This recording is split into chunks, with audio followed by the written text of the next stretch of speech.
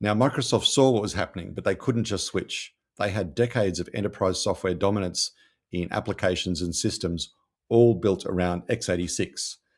And while they ignored ARM and tried to squeeze more out of the x86 architecture for a while, but it didn't work. The x86 was designed in 1978 when the bottlenecks were different. So Microsoft had no choice but to concede defeat and move eventually to ARM. So in February 2026, Microsoft shipped Windows 11 version 26H1.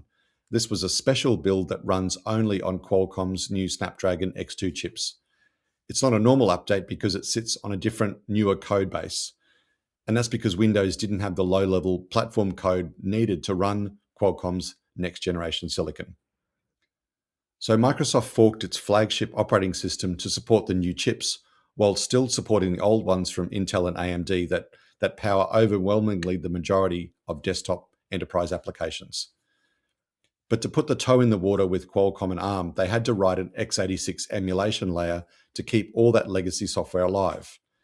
Windows on ARM can run native ARM applications, and that ecosystem is improving, but it still has to preserve compatibility with decades of x86 and x64 software that runs through emulation.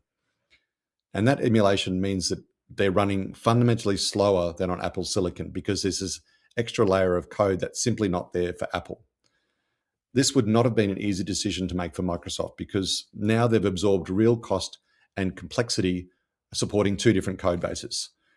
You don't do this if you're comfortable with your technology choices. You do this because there's a chance you're going to get left behind. Microsoft's competitive advantage is now its competitive disadvantage.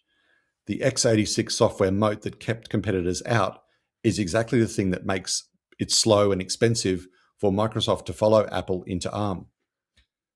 That strength didn't reverse into a weakness through error. It became a liability because the environment changed, and the very depth of the moat that they'd created has now come back to bite them. This is the innovator's dilemma. The asset that wins the last era is the anchor that slows you down in the next. So this year, Microsoft is not behaving like a company that's in control of its destiny. It's behaving like a company that got comfortable and complacent on x86 until it watched a competitor eat their lunch. And now they're spending like a drunk sailor to remain relevant.